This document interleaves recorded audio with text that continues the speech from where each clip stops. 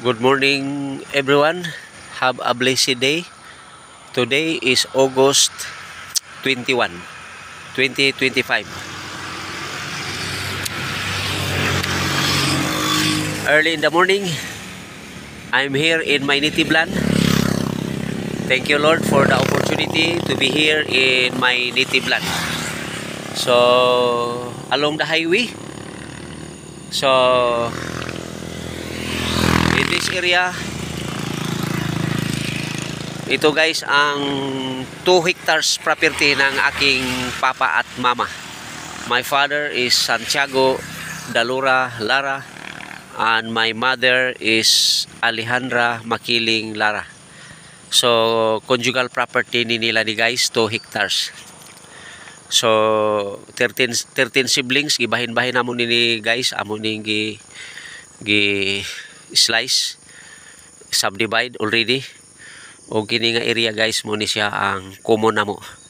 Along the highway among gi-share og usa ka portion, usa ka share, then 1 share nga common among gi-slice of 13 siblings mo ni diri guys, kay 13 siblings mami. So kini guys diri ko na tao, yours truly. Diri ko na tao sa East Kibawi, San Vicente East Kibawi, Bukidnon. Nya kani nga lugar yun guys, diri ko nagdagandagan, diri ko naka kuha og diri ang ako ang mga experience no sa bata pa ko until 19 to 20 years old. Kay 20 years old padabaw na ko guys. So kani opportunity to cultivate, to develop.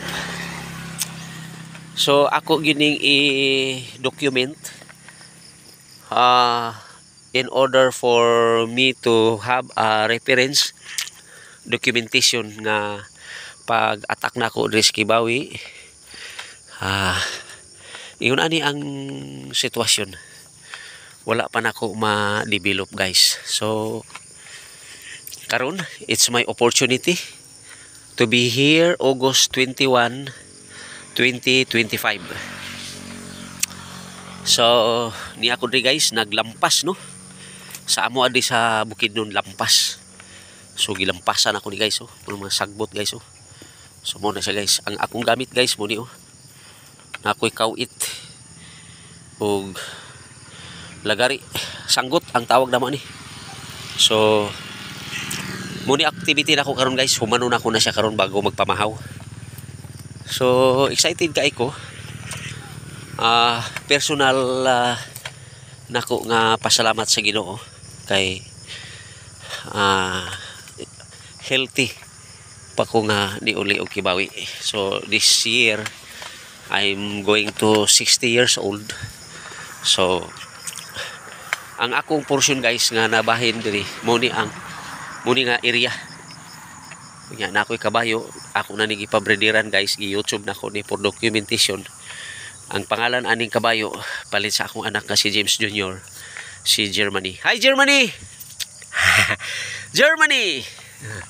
Subutan kay ni siya nga kabayo guys. Nya buntis na ni, nabrediran ni siya atong July 5 and 6. Hello Germany. Hello Germany. Nabuotan kay ni guys.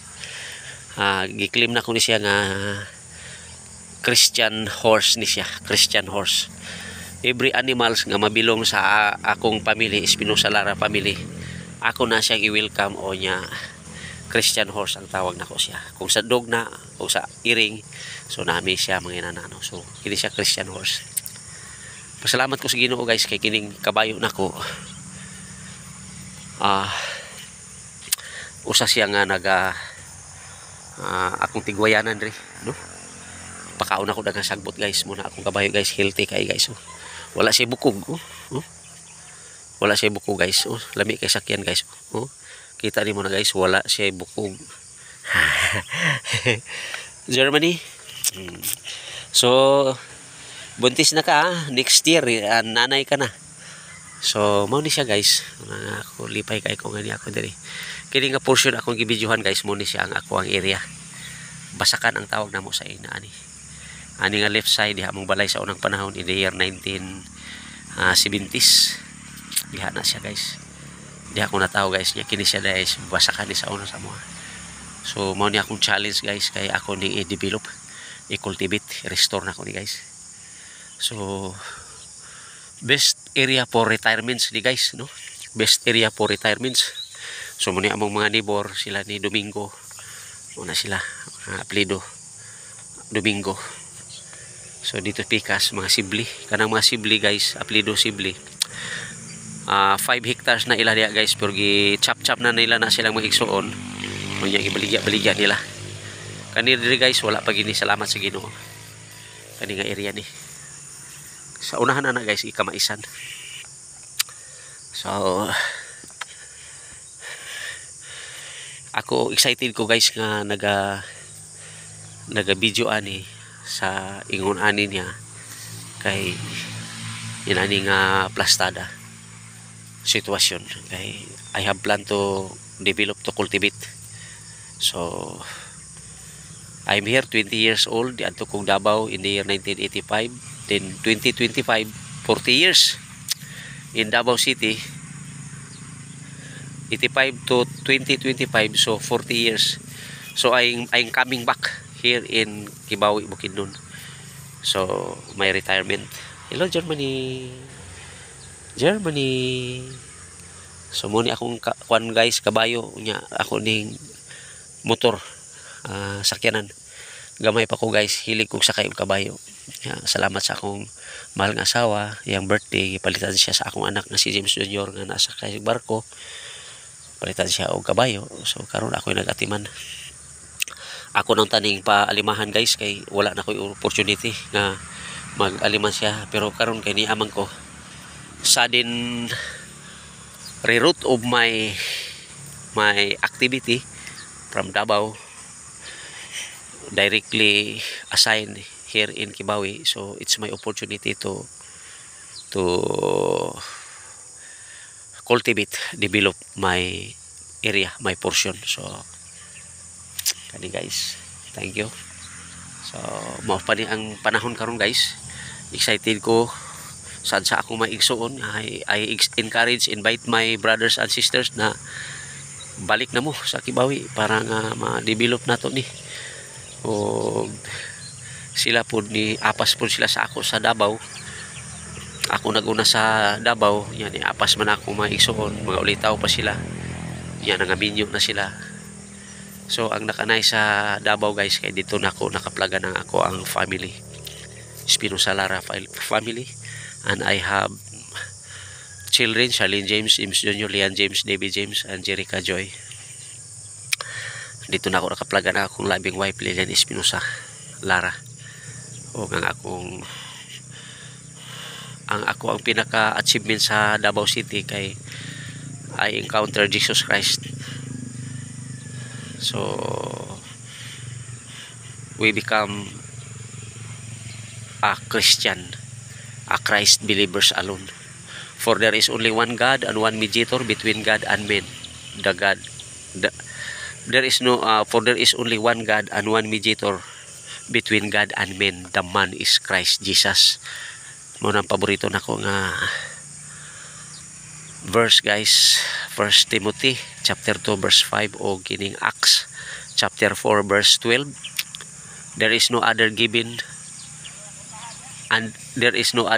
name under heaven, only the name of Christ Jesus for the salvation of men. Amen. So John 3 verse 16, for God so loved the world that he gave his only begotten Son, that whoever believes in him should not perish but have everlasting life, in Christ Jesus' name. So in this verse, John 3 verse 16, we only focus that there is God and there is Jesus Christ.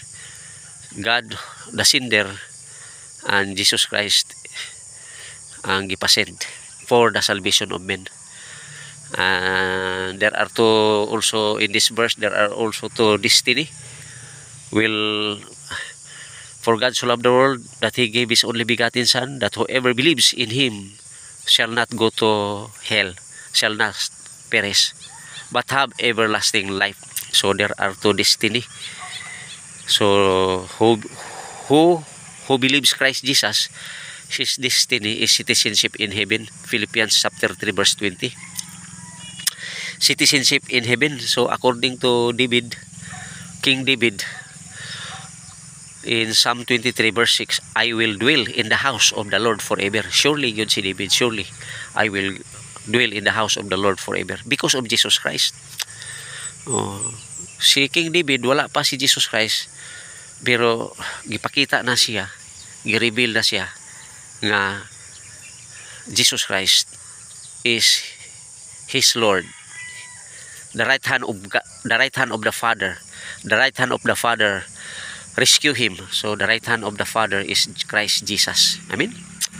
So mao na siya, guys. So sa Philippians chapter 3 verse 20, our citizenship is in heaven. So there are two destinies in life after death. Hell.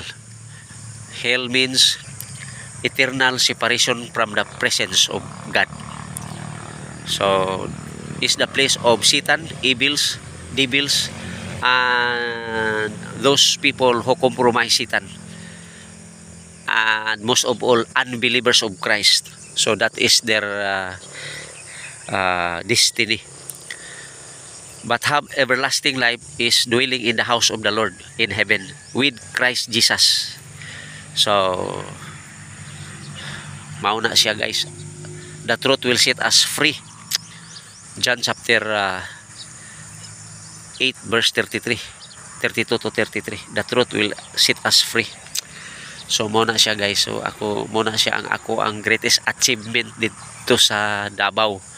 Kay og niya pa ko risky bawi, guys. Lahi sad siguro ang akong destiny. Lahi ang akong mga perspective. But now my perspective is in Christ alone. Christ center. So sirado Katoliko ko sa unang panahon. So I love Catholic because my father, my grandfather, grandmother, my father, my mother, and all my siblings, they are all in the Catholic. So way pong sanay patawagay man ni, guys. So I called by God like Saul, nganong gilutos mo ako? Saulo, nganong gilutos mo ako? So anang panahon na si Saulo buta sa pagtuo, buta sa mata, sa perspective ni Christ Jesus. Pero na-encounter niya si Lord Jesus Christ. Gikan siya sa pagka-Romanhon, nahimo siyang Christ believers.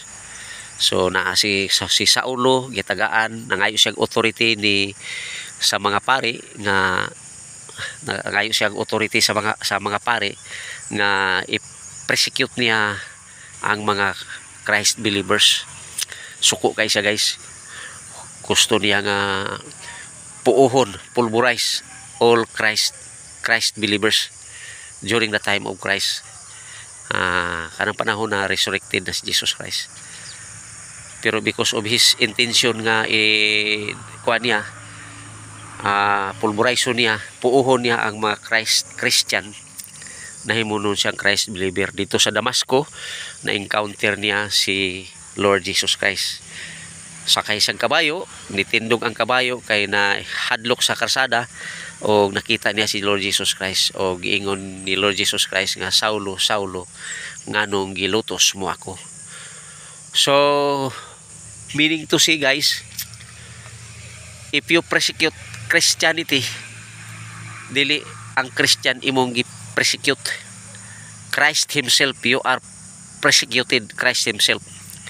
So therefore, opportunity to encounter Christ Jesus of Saul. So si Saulo nahimo siyang, after encounter Christ Jesus, nahimo siyang Saul.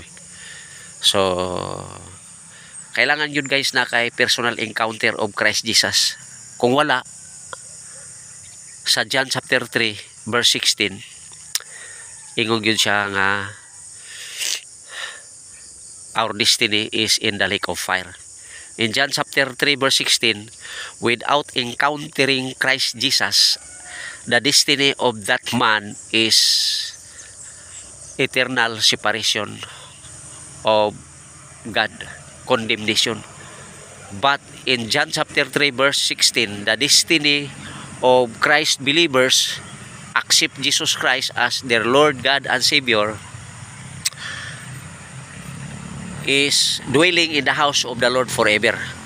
Our citizenship is in Christ Jesus. Our citizenship is in heaven.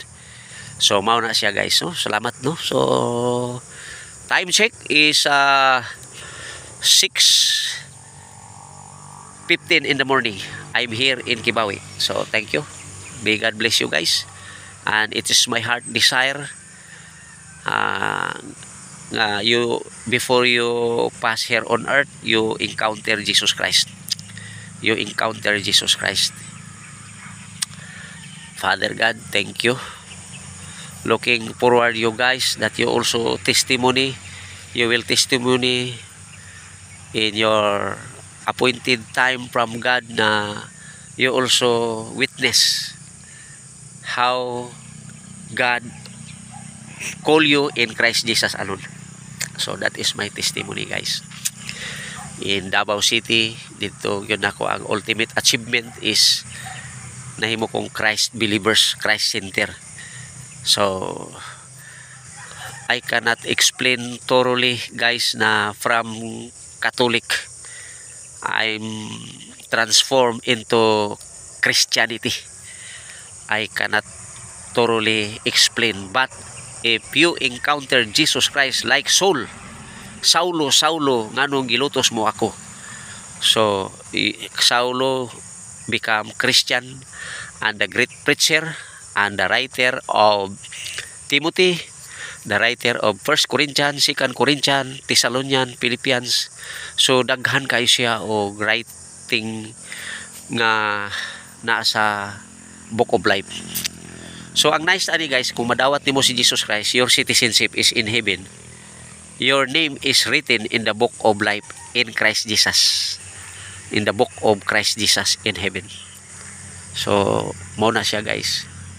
Expecting you guys that you become a true Christian. The purpose of God why He sent His only begotten Son here on earth is for the salvation of men. Acts chapter 4 verse 12. So without Christ Jesus, in John chapter 3 verse 16, for God so loved the world that He gave His only begotten Son. In John chapter 3 verse 18, succeeding verse after John chapter 3 verse 16, sa 18 basahon nimo na guys, ingon siya nga without Christ Jesus condemned already. Without Jesus Christ condemned already. So paano lang siya ka-escape sa condemnation? If he will accept Jesus Christ, repent from his old self, accept Jesus Christ as his spiritual birth. So spiritual birth. So nice kay guys, labi kay di siya mga basic principles of Christianity. Busa ako guys, pasalamat yo kung anay mo kong Christian, Christ believers. So the authority from heaven and on earth is given to Christ Jesus. The authority, Matthew 28 verse 11 to succeeding verse, ingon si Jesus Christ, all authority has been given to me in heaven and on earth. Go therefore, make a disciples of all nations, baptizing them in the name of the Father and of the Son and of the Holy Spirit, teaching them to obey Christ Jesus. Amen. If you love me, ingon Jesus Christ, keep my command. If you love me, keep my command. He who loves me will be loved by my Father, and I will love him, and we will come to him and make our home with him. So our body is the temple of the Holy Spirit. Amen. Blessed be the name of the Lord now and forever in Christ Jesus. August 21, 2025, opportunity to be here in my native land. Amen, amen. God bless you guys. In Christ Jesus' name. Amen.